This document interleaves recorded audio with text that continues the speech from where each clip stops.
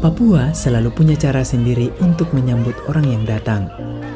Bukan dengan baliho, bukan dengan kata-kata manis, tapi dengan alamnya. Gunung yang menjulang tinggi, hutan yang rapat, laut yang terbuka luas. Semuanya berdiri apa adanya tanpa dibuat-buat. Dan setiap kali saya melihat pemandangan seperti ini, saya selalu diingatkan satu hal. Indonesia itu jauh lebih besar dari apa yang biasa kita lihat dari balik gedung-gedung kota. Perjalanan kali ini membawa saya ke Teluk Umar Nabire, sebuah wilayah yang terdiri dari kampung-kampung kecil yang hidupnya bergantungan pada alam. Kami tidak memakai mobil, tidak ada jalan darat, tidak ada kendaraan, hanya perahu kecil. Air menjadi satu-satunya akses kehidupan. Kadang laut tenang, kadang angin datang tanpa permisi, tapi bagi masyarakat di sini itu bukan rintangan. Itu bagian dari keseharian.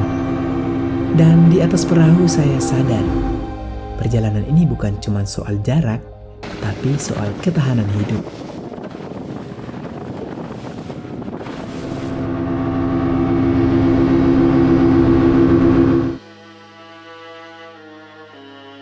Kampung pertama yang kami singgahi adalah Yaur. Sederhana, sunyi, jauh dari kebisingan. Hal yang pertama yang paling terasa di sini adalah tidak ada listrik dan tidak ada sinyal.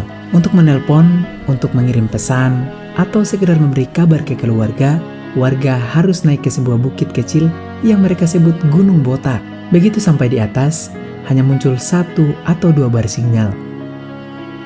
Dan disitulah orang-orang berkumpul, bukan untuk bersantai, tapi untuk terhubung dengan dunia luar.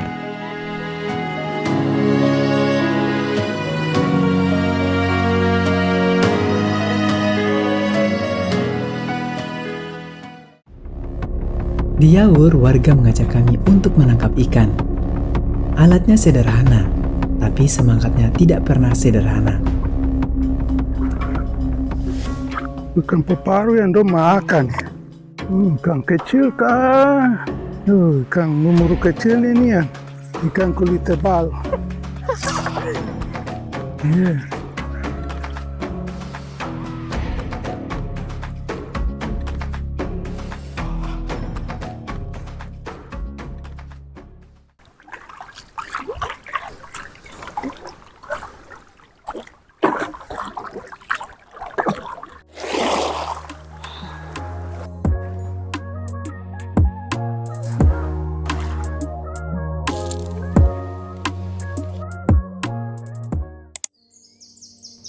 Kampung berikutnya adalah Napan Yaur. Salah satu kampung tercantik di Teluk Umar, dikelilingi hutan, berada di lekukan teluk yang tenang, dan saat matahari turun, pantulan cahayanya seperti kaca. Indah, ya sangat indah. Tapi keindahannya di sini tidak menutup kenyataan. Pendidikan di Napan Yaur sangat memprihatinkan. Ada sekolah, ada bangunan, tapi seringkali tidak ada guru. Atau guru datang hanya sesekali. Anak-anak ingin belajar, tapi tidak tahu harus bertanya kepada siapa. Teman, mari kita menghormat dengan orang yang beda pendapat. Yang menarik dari mereka adalah mereka tetap menjaga budayanya. Ada tarian penyambutan, gerakannya sederhana, tapi penuh semangat. Seolah ingin berkata, kami masih ada, kami masih bertahan. Di satu sisi indah, di sisi lain miris. Begitulah Napan Yaur.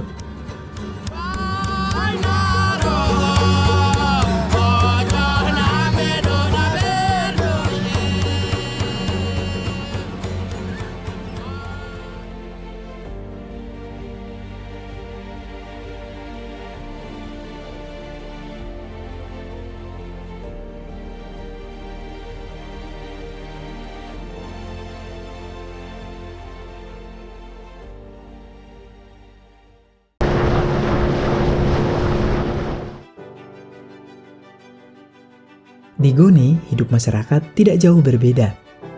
Semua kembali ke alam. Oke, Sobat Potret Indonesia, hari ini saya bersama Bapak ada di tengah hutan. Kita lagi mencari tali kuning.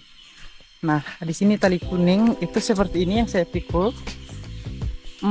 Tali kuning itu adalah salah satu tali yang tumbuh di hutan dan dia akan mengikuti sebuah pohon. Nah, jadi kalau kita mau ambil ini pohon, ditebang dulu pohonnya, baru kita ambil begitu. Inilah salah satu pekerjaan Bapak yang ada di sini, mengumpulkan tali kuning.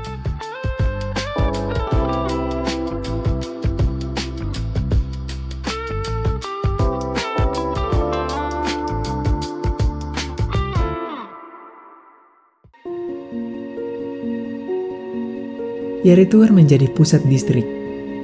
Tapi jangan bayangkan pusat kota. Fasilitas ada, tapi terbatas. Dari sinilah seluruh kehidupan Teluk Umar terhubung.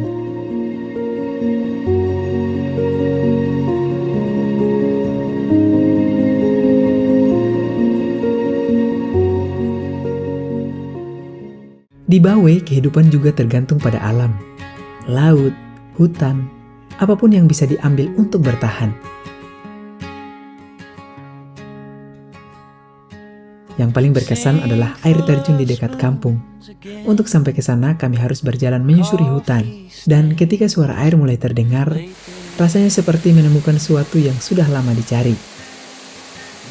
Di tengah hidup yang berat, alam seolah memberi ruang untuk bernapas.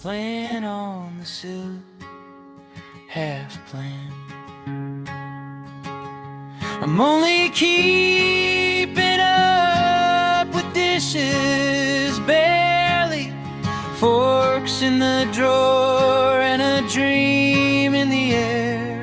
Life's a pile of almost finished laundry, but somehow I'm still standing here, sink full of spoon. Ada satu hal yang sama di semua kampung di Teluk Umar, pendidikan yang tertinggal. Sekolah ada, bangunan berdiri, tapi guru seringkali tidak ada. Sebagian memilih tinggal di kota, lebih nyaman, lebih aman. Dan anak-anak di sini yang menanggung akibatnya. Mereka ingin belajar, mereka punya mimpi, tapi tidak ada yang membimbing. Kita sering bertanya, kenapa pendidikan di Indonesia tidak maju-maju? Mungkin jawabannya sederhana. Karena kita terlalu sibuk membahas hal besar sampai lupa pada hal kecil yang menentukan masa depan anak-anak ini. Pendidikan bukan sekedar angka. Pendidikan adalah jembatan. Dan jembatan itu seharusnya menghubungkan semua anak Indonesia, dari pusat kota sampai sudut paling terpencil di negeri ini.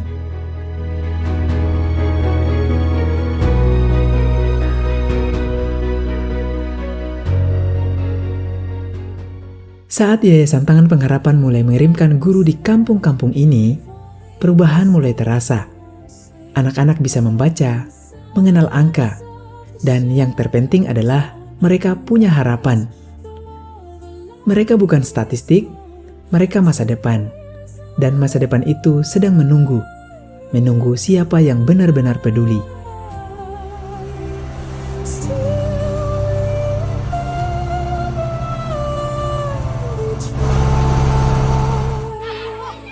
The ground still trembles from old regrets, echoes of battles not finished yet.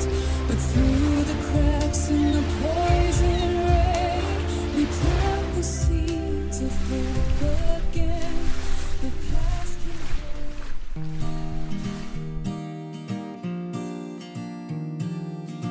Perjalanan ke Teluk Umar mengingatkan saya, Indonesia itu luas.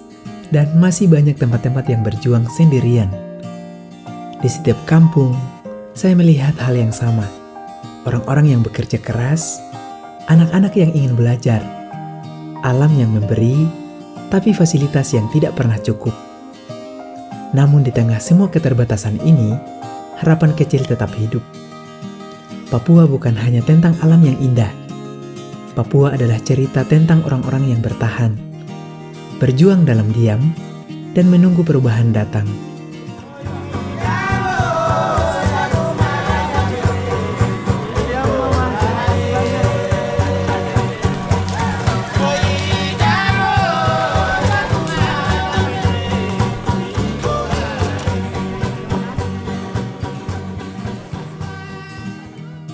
Inilah potret Teluk Umar.